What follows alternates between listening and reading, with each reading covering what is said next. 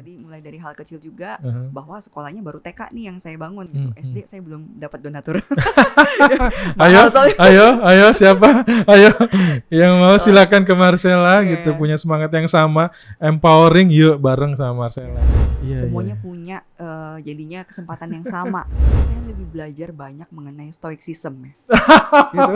Saya tahu itu, stoikisme saya Iya, tahu itu. iya. Jadi Oke. ya kebahagiaannya apa ya? Karena udah menganut amor fati sih. Hmm, Maksudnya dalam hmm, artian ya mencintai takdir gitu. hmm. Jadi apapun itu ya ya happy aja sih gitu Oke. kan. Ya, jadi mengenal diri sendiri dan mencintai diri sendiri itu jadi lebih happy sih.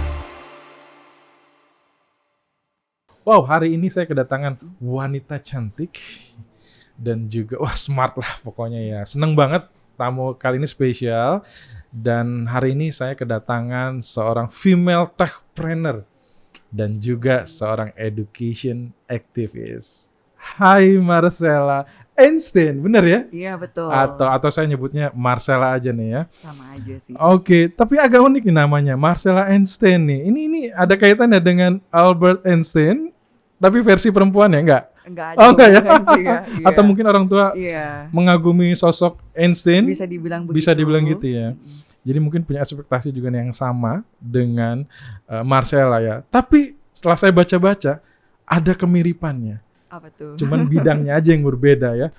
You are smart, melakukan segala macam hal-hal yang baru, bahkan sekarang ini juga melakukan sesuatu yang ini baik banget buat bangsa ini gitu ya, karena ini penting sekali. Nanti kita akan cerita banyak ya. Oke, cerita sedikit dong. Ini ngapain nih? Marcella ini siapa sih sebenarnya? Biar audiens kita kenal dengan Marcella ini. Monggo, silakan cerita sedikit. Aku sebenarnya ya nggak ada hubungan tadi ya dengan Albert Einstein ya. Memang nama adalah doa ya. Jadi kan memang parents berekspektasi bahwa aku juga bisa memberikan impact mungkin ya kepada dunia gitu ya. Nah, di sini memang aku seorang entrepreneur. Actually I'm a second time entrepreneur karena sebelumnya bergerak di bidang OTA, my startup.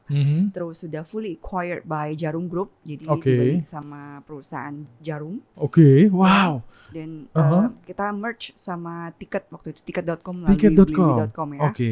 Nah setelah itu 2 tahun setelah di fully acquired, nah sekarang saya bangun lagi nih neo startup gitu yang arahnya ke arah financial. Oh, tunggu. Berarti dulu juga terlibat dalam pengembangan online ticketing bersama dengan your startup, and then diakuisisi sama Jarum untuk gabung di tiket.com atau bagaimana ceritanya? Ini menarik loh. Iya, jadi ceritanya waktu itu kan lulus dari BINUS ya. Oke. Tahun 2000. Anyway, Marcella juga lulusan BINUS ya.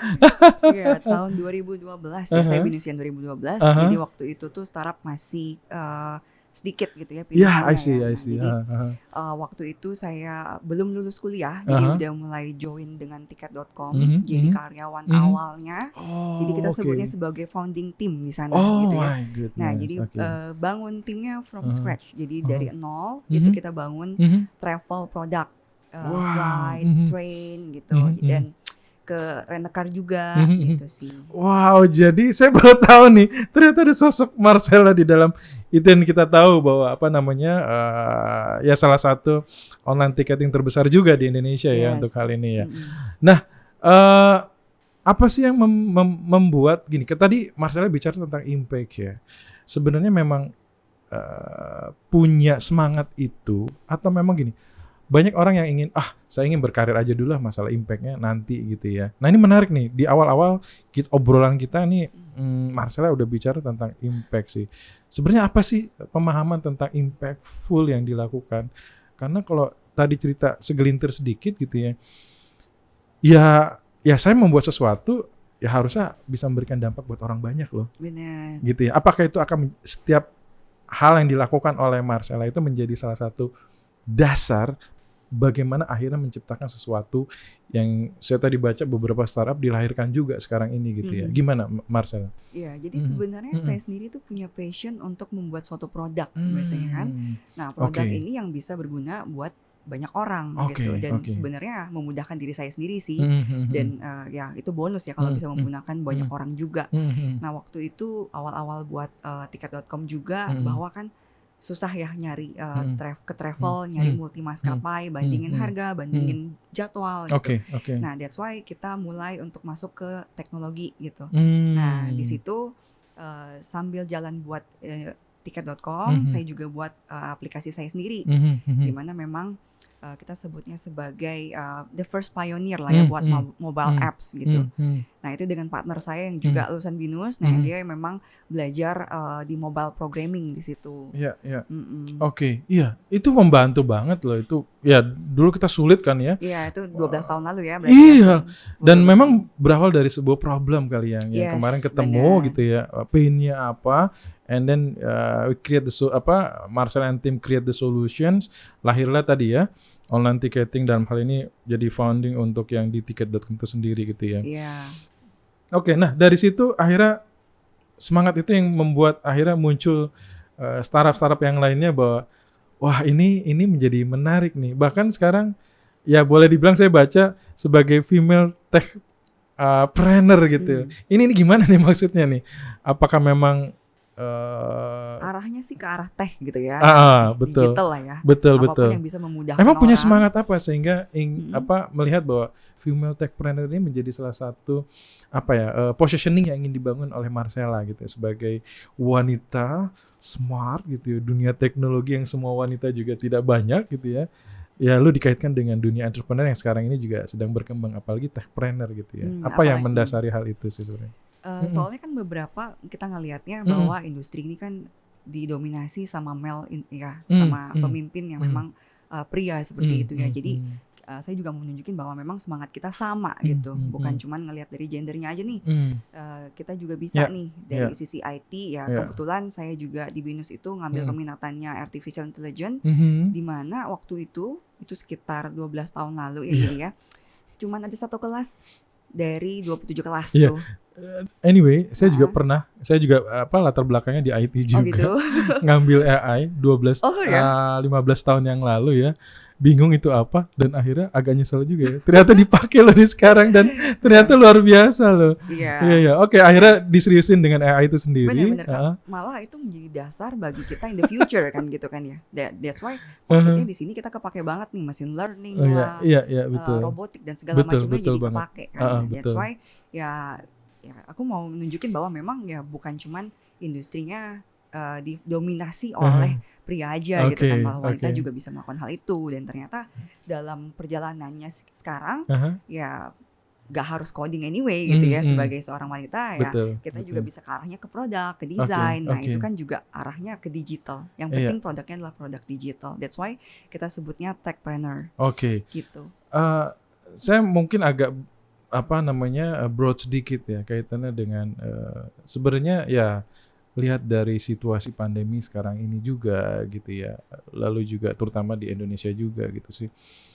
Bagaimana sih melihat Marcella opportunity atau industri techpreneur ini gitu ya, atau enggak yang memang dunia techpreneur ini memang sesuatu yang sangat menjanjikan dalam arti secara bisnis gitu ya, atau enggak memang ini menjadi salah satu hal yang perlu digerakkan lebih luas lagi sehingga muncullah techpreneur baru gitu ya, sehingga industrinya akan berkembang, sehingga ya bisa menggerakkan entrepreneurship di Indonesia gitu ya. Bagaimana Marcella melihat ini sehingga akhirnya techpreneur menjadi satu pilihan dari Marcella sendiri?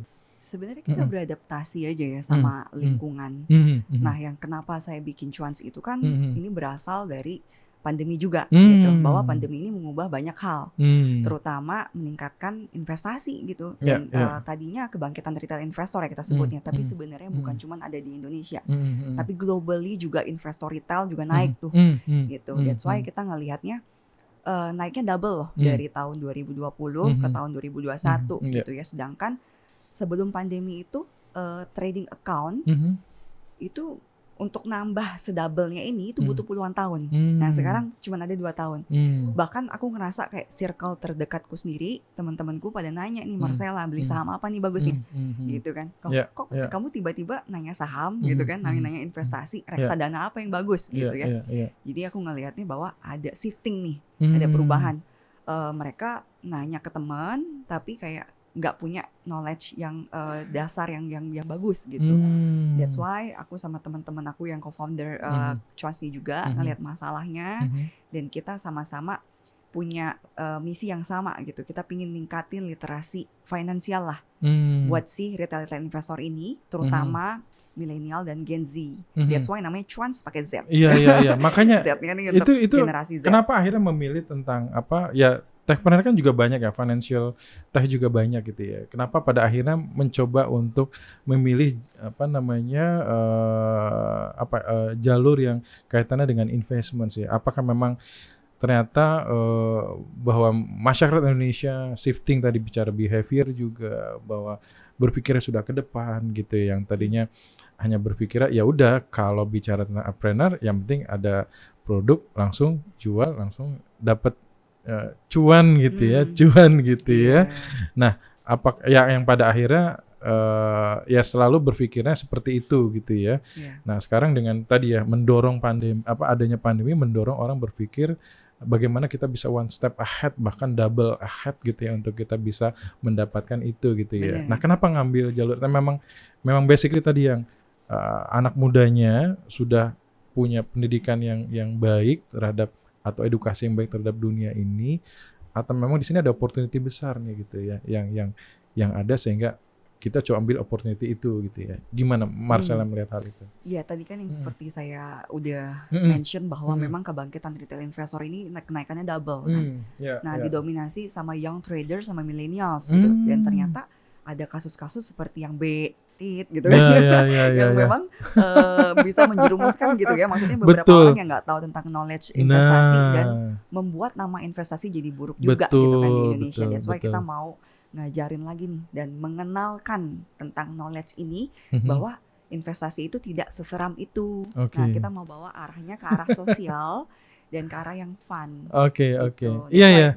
Betul ya. Karena kan kemarin sempet rame gitu ya, rame dan akhirnya ya tingkat kepercayaan jadi drop gitu ya. Karena tadi kan bahwa di awal bisa memberikan sesuatu yang luar biasa dengan berpikir bahwa ada opportunity baru nih gitu ya, di masa pandemi ini gitu ya.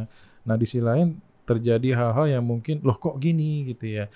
Nah, ini apa bukannya berat ya memulai lagi untuk sesuatu yang sudah orang tuh banyak mungkin nggak percaya. Ini jadi challenging. Ini gimana caranya nih Marcella dan tim untuk bisa membangkitkan lagi gitu ya, bahwa tadi ya di satu sisi membangkitkan, di sisi kedua ya edukasi edukasi lagi sebenarnya yang mana sih yang harus saya lihat dan bagaimana saya harus bersikap, atau behavior apa atau perilaku apa yang ketika saya mau masuk di dalam dunia ini itu bukan nggak tahu ya paham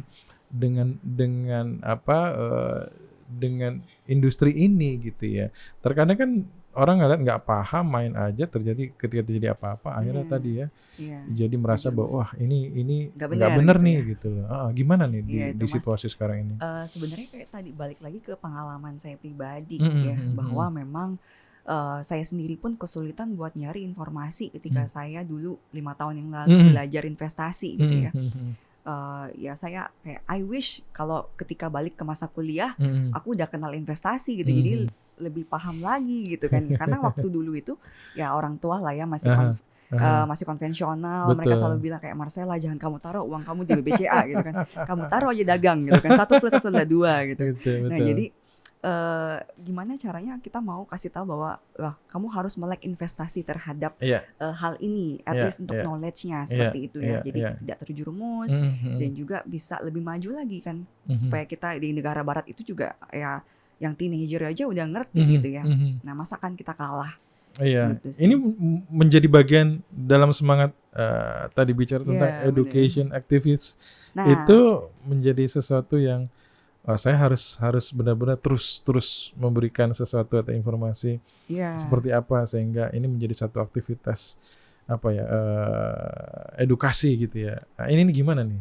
Sebenarnya kalau education activist itu Mas, nah aku tuh memang terlibat dalam organisasi non-profit.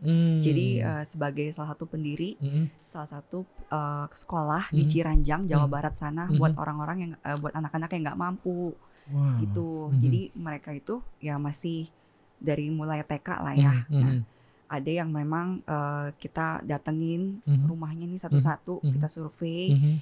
Kita lihat bapak mampunya bayar uang sekolah berapa, kita bantu subsidi gitu. Jadi jangan sampai kita semua yang nanti mereka nggak bertanggung jawab kan ya. Jadi kita bagi gitu loh uang sekolahnya sama mereka. Nah sometimes mereka bilang, oh jangan, anak saya mau saya ajak untuk misalnya nyari sampah lah atau apa misalnya kan, nggak perlu Pak, kita yang jemput gitu maksudnya, sampai kita sediakan mobil gitu untuk kita jemput ke rumah supaya anaknya mau sekolah gitu, kita ajari sebelum makan harus cuci tangan, seperti itu sih.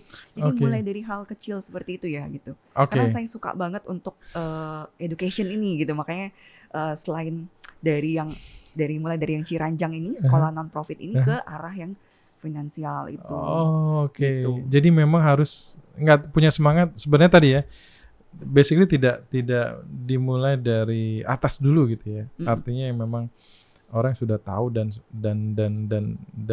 melihat bahwa bagaimana dunia ini gitu ya, terutama untuk dunia finansial itu sendiri ya. Justru memang diajarkan dari ketika mereka memang di dalam tanda kutip di usia dini, di area di mana ini kayaknya perlu kita edukasi gitu ya. Tapi itu dua hal yang berbeda. Dua hal yang berbeda ya. Kalau itu memang untuk yang sekolah non-profitnya, untuk sekolah kurikulum biasa.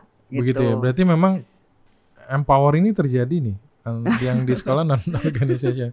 Ini mau yang mana sih gitu? Seorang Marcella ini di satu sisi ingin juga memberikan satu empowering dengan education activist, di sisi lain juga punya semangat bagaimana mengedukasi kaitannya dengan dunia financial. Nah itu berhubungan dengan startup beda gitu kan. Nah kalau yang itu memang saya sendiri nih sama teman saya yang beda gitu, sama partner yang berbeda untuk sekolah, karena dia juga punya visi untuk kayak mendirikan sekolah-sekolah di daerah terpencil lah di Indonesia gitu sih. Kok bisa sih punya waktu, punya semangat yang sama dengan dua hal yang berbeda, tapi punya semangat tentang bagaimana empowering ini terjadi dalam diri Marcella?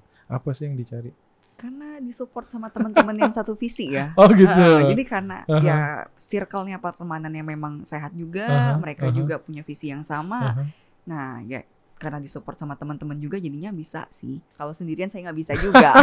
Ya tentunya lingkungan ya, ekosistem ya. Ya kalau bicara tentang empowering society, bicara tentang bagaimana kita bisa membina dan juga memberdayakan lingkungan gitu supaya juga mereka bisa lebih maju juga gitu ya.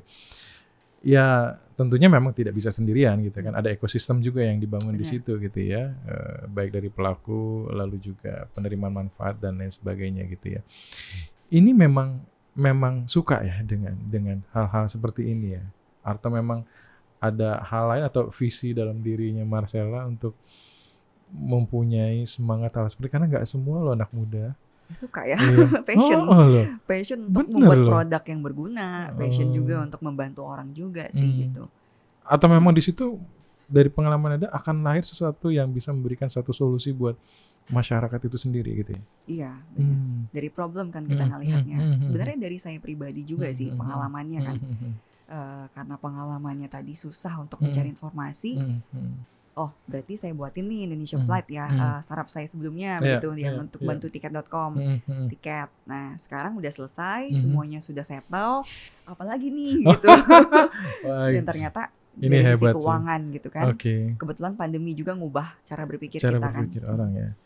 Iya, balik tadi ya, Marcella membangun cuan ya, untuk tadi ya, punya visi semangat untuk bisa memberikan satu edukasi terhadap dunia investment segala macam gitu loh. Apa sih yang ya kalau saya tanya nanti apa yang ingin didapat dari kegiatan-kegiatan hal seperti ini, terutama yang memang sedang digeluti bahwa apakah nanti ketika orang sudah stabil, sistemnya sudah stabil tentang dunia investasi, atau kembali lagi kepercayaannya terhadap hal itu gitu ya, atau mungkin ada visi lain atau misi lain untuk yang pada akhirnya berjuang dengan cuansnya itu sendiri sih. Gimana Marcella melihat hal itu? Kalau visi dan misinya memang tetap kita mau meningkatkan financial literasi ya buat young trader nih, terutama milenial sama Gen Z, dengan cara yang fun, sosial sama approachable sih. Nah, visinya kita memang seperti itu.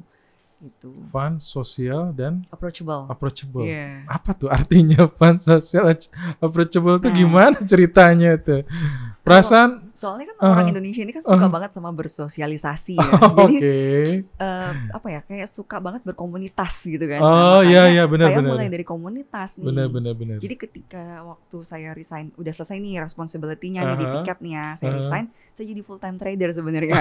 Kayak ya biasalah ya anak IT beli monitor banyak gitu di rumah. jadi sampai suami saya bilang, itu monitor ada 6 buat apa gitu kan. Semuanya chart gitu. Jadi padahal kamu suka main game gak? Suka banget. Suka banget ya. Dulu saya di BNCC ini lomba Dota. Oh gitu. Anak BNCC ini ceritanya. BNCC. BNCC kan, Bina Nusantara Computer Club kan? Bener kan? Sebenarnya anak BNCC juga sih. Oke. Campur-campur. Suka ikutin kegiatan mahasiswa di BINUS juga. Nah, terus terus lihat chart, terus hafalin buku, gimana caranya belajar baca laporan keuangan, baca technical analisisnya seperti apa gitu ya kan, mau cuan juga gitu kan, mau financial freedom gitu. Ceritanya gitu kan. Itu mimpi anak muda itu ya. Biasalah ya. Nah terus abis belajar itu semua dan ternyata ini bisa dipelajari gitu. Ini bukan suatu hal yang memang rocket science gitu ya. Jadi kita bisa belajar dari buku, dari segala macamnya. Nah, masuklah saya ke komunitas-komunitas gitu. Di situ ternyata banyak banget orang-orang yang latar belakangnya lucu-lucu gitu maksudnya. Tapi dalam artian dia accounting, dia bisnisnya rental mobil gitu. Tapi kok bisa paham ya mengenai investasi ini gitu. Mau nggak kita ngajarin gitu. Jadi supaya kita nggak terjerumus dengan fraud yang bernuansa fraud. Nah, jadi kita curate dulu. Nah, makanya founder-founder saya itu udah belajar dulu nih tentang ini. Gitu. Jadi kita yang sendiri curate this mentor or this community sebelum join ke Cuans. Gitu supaya nggak yang scattered nih. Semua orang bisa ngepost misalnya atau semua orang bisa ngasih edukasi gitu ya. Emang bisa ya. Semua orang bisa jadi expertnya gitu. Tapi satu baik lagi disclaimer on. That's why di Cuans itu belum ada untuk trading jual beli sih. Nanti kita mau kedepannya buat virtual dulu. Jadi pakai duit bohongan. Sebelum nih user join atau trading pakai duit sungguhan, belajar dulu gitu pakai duit virtual. Oke. Iya. Artinya memang perlu ada satu edukasi, learning process ya di situ ya. Karena memang tidak instan juga gitu kan. Nah, orang maunya instan. Iya, gimana mau tuh? Kaya gimana gitu kan pertanyaannya. Kan menggiurkan kan gitu kan. Sekarang kan terjadi kan gitu. Maunya dapat Ferrari. Iya. Maunya dapat jam mahal gitu kan. Iya kan, apalagi anak muda sekarang gitu ya. Ya memang dunianya, lifestyle-nya segala macam dan juga fenomena yang terjadi sekarang itu ya kita nggak bisa hindari juga ya. Nggak salah sih sebenarnya gitu. Tantangannya apa sih? Sebenarnya selalu ngikutin hal yang terburuk ya. Jadi kayak misalnya nih terakhir kan perang dunia, bukan perang antara Ukraina sama Rusia. Nah ini kan juga mengakibatkan sentimen negatif nih.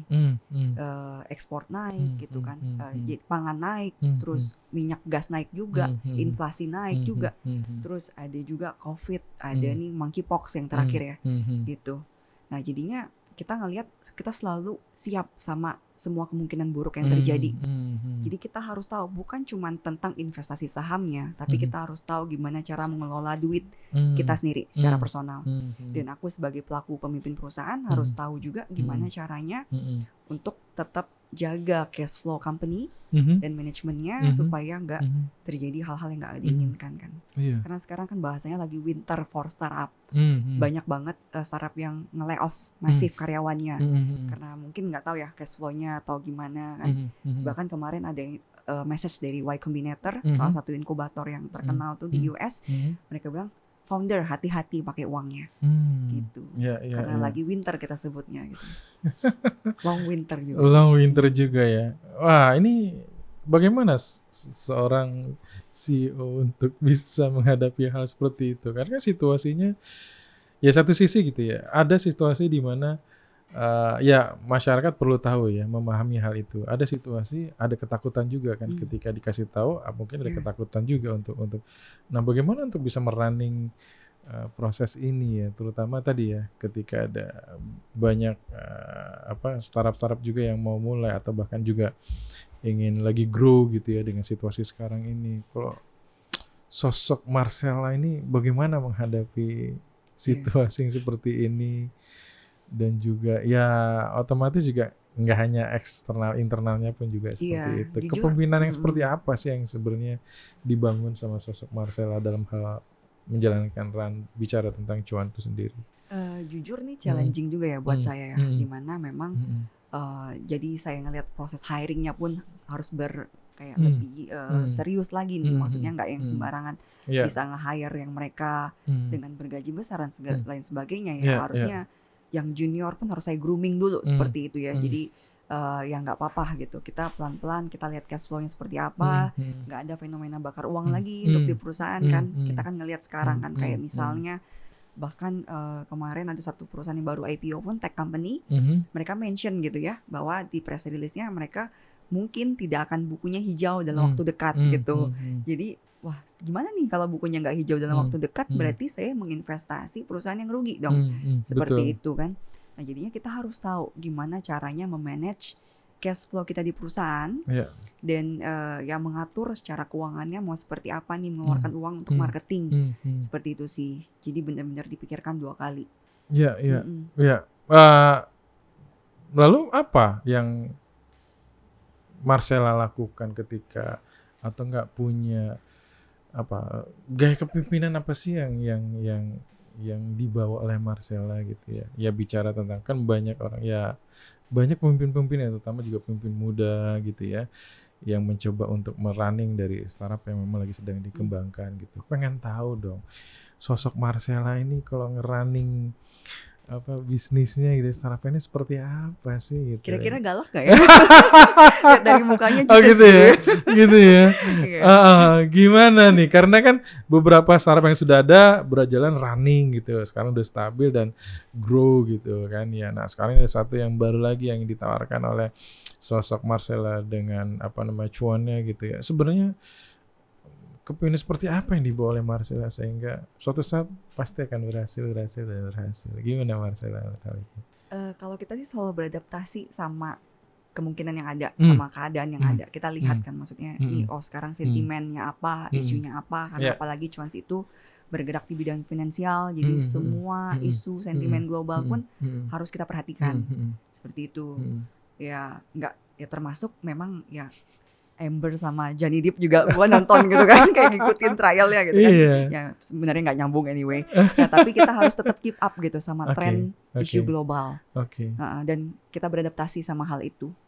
Jadi sosok Marcella selalu melihat situasi, beradaptasi gitu ya. Dan bagaimana membawa tim ini supaya tetap punya semangat yang sama loh. Kalau cuma pemimpinnya yang punya semangat yang sama, semua semangat yang ini, tapi di bawahnya atau timnya itu berbeda, ya itu kan menjadi challenging juga sih gitu. Bagaimana melihat melakukannya gitu? Poin yang saya pegang itu adalah transparansi juga sih ke teman-teman. Menerapkan itu ya di tim. Jadi kalau misalnya memang keadaannya memang lagi nggak bagus, ya jujur aja gitu sama mereka bahwa memang keadaannya lagi nggak baik. Saya butuh kamu begini, seperti itu. Dan ya dihadapkan dengan integrity juga gitu. Selalu ngajarin mereka tentang integrity, karena tadi flexible work hour. Terus kita juga kadang ya yang saya terapkan adalah saya juga nggak bisa micromanage gitu ya.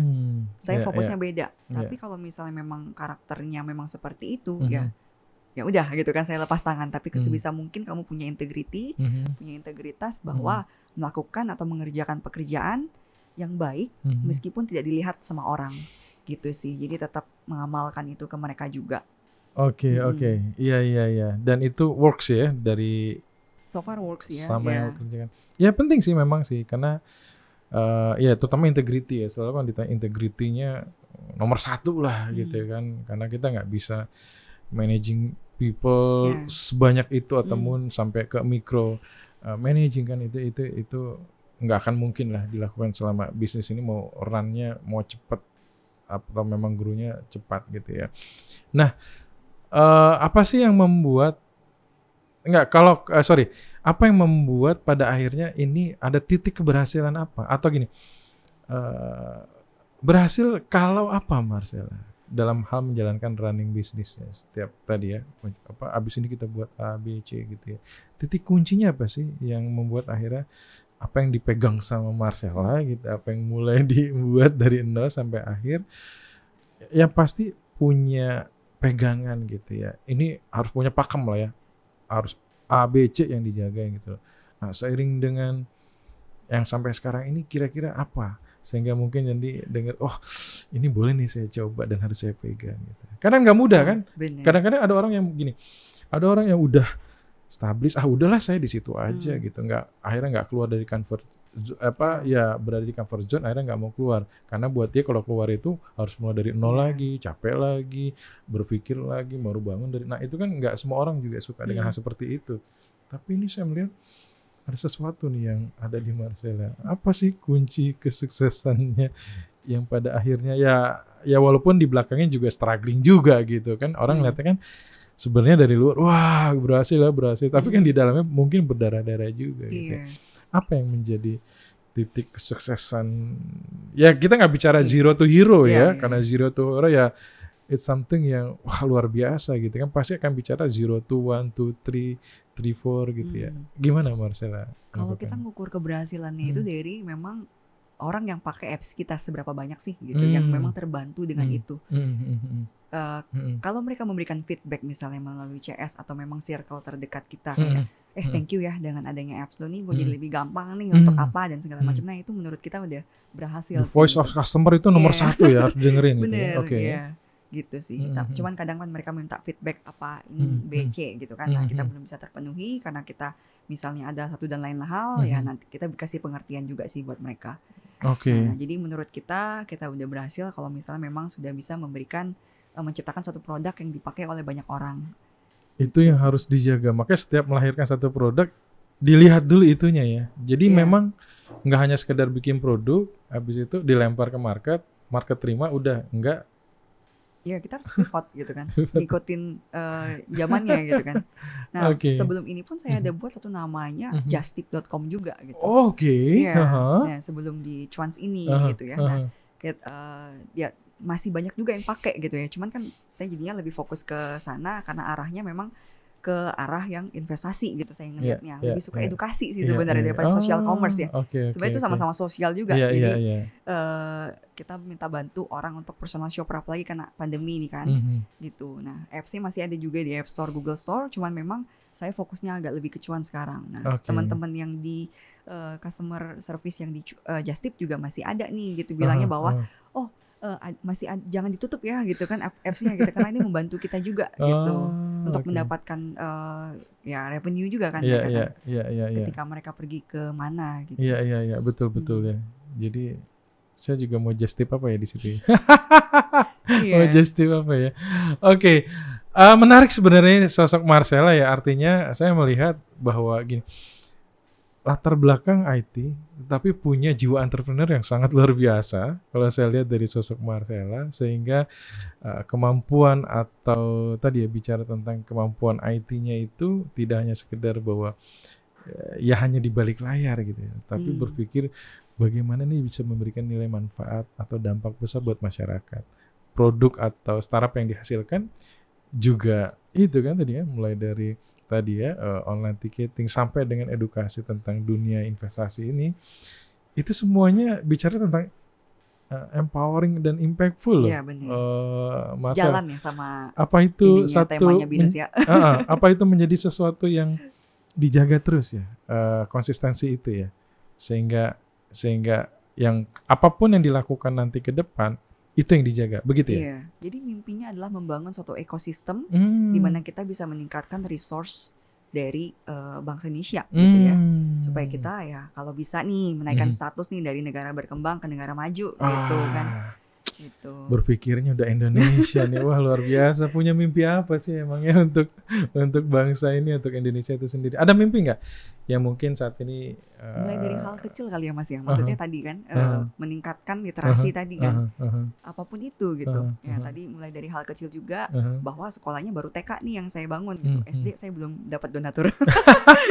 Ayo siapa? Ayo yang mau silakan ke Marcella gitu, punya semangat yang sama, empowering, yuk bareng sama Marcella. Ya, karena dimulai dari yang kecil ya, maksudnya edukasi yang kecil gitu, dari TKA, TKB gitu ya. Nah, bahkan orang tuanya datang ke kami bilangnya, bisa nggak ya dibuatin SD juga gitu kan, soalnya gimana nih anak saya sudah punya apa namanya education yang bagus, nanti kalau bisa ya setelah itu nggak sekolah lagi gimana gitu kan. Iya Pak, ditunggu ya Pak. Punya mimpi nggak kira-kira akan mau melakukan itu ke berapa kota atau punya bahkan seluruh Indonesia gitu ke depan? Iya, pastinya kalau bisa dibuat di seluruh Indonesia sih kita pasti happy banget lah ya. Biar bisa menyamakan kesaraannya. Semuanya punya jadinya kesempatan yang sama. Gitu sih. Oke. Ini saya menarik loh, saya nggak kebayang tadi ngomong sama tim ya, bahwa Marcella Einstein backgroundnya latar belakang orang IT, ini bisa nggak ya ngomongnya tadi ajak ngobrolnya? Karena biasanya kalau orang IT kan selalu terlihat kaku gitu ya, pinter sih gitu, cuman kok agak susah ya ngobrolnya mungkin. Dan hari ini saya berbeda loh, ketemu perempuan backgroundnya IT, jiwa entrepreneur yang luar biasa, punya semangat empowering dan berpikir selalu impactful, dan itu tidak semua orang bisa begitu. Tadi punya kepemimpinan juga selalu mencari sesuatu yang baru, dan itu tidak semua orang melakukan hal itu, bisa melakukan hal itu, bahkan mau untuk melakukan hal itu juga, dan juga punya, saya lihat sih punya pemikiran ke depan yang luar biasa. Thank you. Ini penting loh buat sosok Marcella menjadi pemimpin ke depan, dan saya berpikir langsung merefleksi diri, saya bisa nggak ya gitu melakukan hal seperti itu ya. Ya di satu sisi kesuksesan orang pasti berbeda-beda gitu ya. Saya percaya itu, bahwa apapun yang Anda lakukan ya maksimal lah dengan apa yang Anda lakukan sekarang ini. Begitu ya. Benar. Ya bolehlah melihat orang lain sebagai inspirasi, tapi kalau memang bisa dilakukan sukses seperti dia, kalau nggak bisa ya jangan gitu ya. Ya nggak apa-apa gitu kan. Betul, karena kesuksesan dan kebahagiaan itu indikatornya pribadi atau masing-masing ya. Apa sih terakhir dari saya nih? Ini kalau nggak ada waktu punya waktu banyak gitu ya, saya nggak akan ganggu banyak waktu Marcella. Saya mau tanya sedikit aja. Ukuran kebahagiaan dari sosok Marcella ini apa nih? Apa ya? Mungkin karena 2 tahun terakhir ini saya lebih belajar banyak mengenai stoicism ya. Gitu. Saya tahu itu, stoikisme saya tahu itu. Oke. Kebahagiaannya apa ya? Karena udah menganut amor fati sih. Maksudnya dalam artian ya mencintai takdir gitu. Jadi apapun itu ya happy aja sih gitu kan. Ya, jadi mengenal diri sendiri dan mencintai diri sendiri itu jadi lebih happy sih. Itu juga yang saya sekarang ini pelajari. Ini saya mau gimana gitu ya, karena selalu berpikir kalau orang ngelihat orang lain sukses, saya ngobrol juga dengan beberapa narasumber, wah enak ya kayak sukses segala macam, tapi kan saya nggak bisa ngontrol eksternal gitu kan, yang hanya bisa kontrol dari internal. Apakah saya harus paksakan? Belum tentu juga kita sukses gitu ya. Ya faktor eksternal hanya sekedar inspirasi buat saya, ya tetap aja bagaimana kita mengendalikan diri kita dan melihat kompetensi atau kemampuan kita kan. Wah itu juga saya lagi belajar stoikisme itu menjadi satu yang menarik untuk ya. Bisa menjadi seorang stoa ya. Stoa ya bener ya. Wah ini satu hal, satu pemikiran. Wah kayaknya kita satu komunitas nih. Gitu. Oke, baik. Menarik kita ngobrol dengan Marcella ya. Ya kita berharap bahwa sosok Marcella ini, saya pikir juga bangsa ini perlu ya. Karena siapa lagi kalau bukan kita, anak-anak muda kita, bahkan kita juga akan menuju ke Golden Z gitu ya, bahwa nanti anak muda puncaknya itu di Indonesia gitu ya. Dan itu menjadi salah satu hal yang mungkin Marcella lihat itu ya gitu, dan kalau nggak sekarang kapan lagi gitu ya. Oke, terakhir dari Marcella mungkin ada yang bisa disampaikan ke audiens kita ini? Iya, jadi kita harus keep up terus sama tren ya. Maksudnya ya jangan terpaku sama comfort zone. Ya nggak apa-apa juga sih sebenarnya. Dan tadi ya karena saya orang lagi belajar tentang stoicism juga gitu kan. Ya kalau ngelihat orang yang di belakang sama yang di depan, that's okay gitu untuk menjadi orang yang mediocre gitu atau orang yang moderate aja gitu. That's okay kok gitu. Ya seperti itu sih. Oke, sekali lagi sukses buat cuannya juga. Ya kita harapkan Marcella menjadi sesuatu yang bermanfaat buat orang yang berdampak. Terima kasih Mas. Thank you, sampai ketemu lagi.